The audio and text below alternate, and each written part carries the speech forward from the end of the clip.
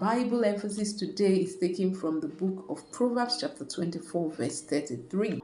Our emphasis today is to open our eyes to see the lifestyle, the mindsets that promotes poverty. It is not just enough that God has made certain things available to you, but it is important that we do away with certain of these habits. And if you do not know them, sometimes you would continue to walk in it and still suffer the consequences of such actions, even though you are now a new creation in Christ Jesus. Praise God. And so the word of the Lord is coming this morning to renew your mind, to change your habits, to change your lifestyle. And what is that? It says, yet a little sleep, a little slumber, a little folding of hands to lie down and sleep. It says, so will your poverty come like a robber, and your wants as an armed man. This is similar to a particular passage in the New Testament. It said, when men slept, when men were idle, when men were not watching, when men were not at work, he said the enemy came and sowed tares. Now, in this context, let's say poverty is the tares that was sown. Now, this Bible passage is showing to us the mindsets, the behavioral pattern, the lifestyle that promotes poverty. Now, for grace to be made available to you, you must be a man at work. He said, yet a little sleep, a little relaxation, a little calming down. You're not quickened to work. You are idle. It says, so shall your poverty come as an armed man. Scripture says, despise not the days of your little beginning. It says, seest thou a man diligent in his work. And so, as children of God, as believers, as Christians, it is important that we must walk. Jesus said, my Father walked, yet too I walk. So it is important that we must work. We must put this machine, the human machine, to work. Grace has been made available to bless the work of our hands, to remove poverty from our midst. But first, we must work. Do not be slothful in business. Do not be slothful in the Father's business, which is your first priority. Do not be slothful in the works of your hands. He says, he went further. He said, the night cometh where no man can walk. You might say, well, are there not people who are working so much and laboring so much, who are putting so much to work, who do so much and yet get very little? Sometimes we overwork. We do not work smart. We work so hard, but we are not working smart. So it's not just enough to work. It is important that we work smart. You can labor so much and bring in very little. Praise God. And so it is important that we walk with the wisdom of God. He says you would hear a voice behind you saying, this is the way that you should go. Walk there in it. So there are doors of opportunities every day. He said, I've opened before you the two-leaf gates which no man can shut.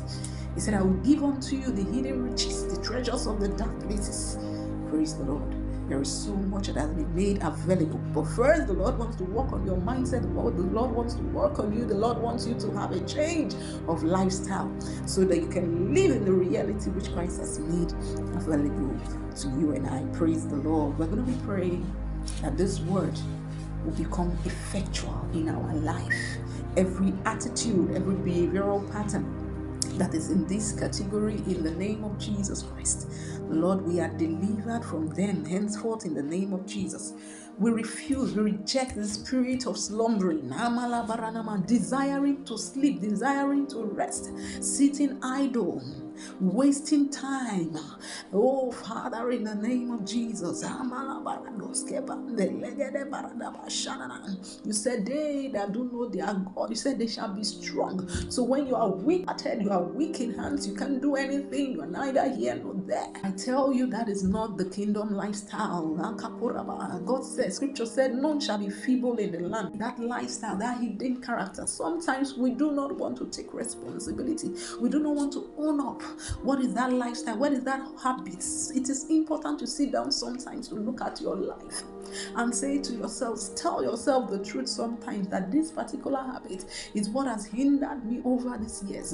It is time to submit them before the Lord and say, Lord, help me. Father, help me. I want to be delivered. I want to be free from idleness of the mind. He said, a little folding of hands. There are people who are just them, who would keep their hands inside their bosom and do nothing. God is saying to you that lifestyle, that habit promotes poverty. Come up, open up, and tell the Lord to help you, to deliver you. It is not normal. It is not normal. It is not normal. Scripture spoke about the young boy David. He said he tended his father's flock. He was working. Even as a parent, how are you raising your sons? How are you raising your daughters? How are you raising your children? Work. There are certain systems that have been formed in us over the years, growing up and going to school for years, becoming an adult without taking up a job somewhere. You're already an adult before you now decide to start working. Father, in the name of Jesus, that lifestyle, that habit is not of the Lord. It's not of the Lord. Sometimes we take up the excuses that there are no jobs. Yes, we know. But the truth is, the system that has been created to make you believe that it is after spending so and so years and graduating before you can begin to work, that mindset is not of God. It's not scriptural. It is a mindset to make people poor. In the Western countries, in other places, you hear of people who are in colleges and are working. You work and you school, you work and in school. So over time, our mindset has been built to sit idle, thereby empowering poverty. Father, in the name of Jesus, we break the yoke of poverty over our life. We break the yoke of idleness. In the name of Jesus Christ, we break them in the name of Jesus Christ. No more will I be ignorant. No more will I be laid back, doing nothing. I refuse to be idle. I refuse to be idle in Zion. I refuse to be idle about the Father's business. I refuse to be idle about the work of my hands. The Bible spoke about the virtuous woman. Look at her lifestyle. She had a particular lifestyle. God is raising virtuous women. God is raising virtuous youth. God is raising virtuous men. God is raising virtuous teenagers. God is raising virtuous families. Open your mouth and pray. That barrier in your life is broken in the name of Jesus Christ.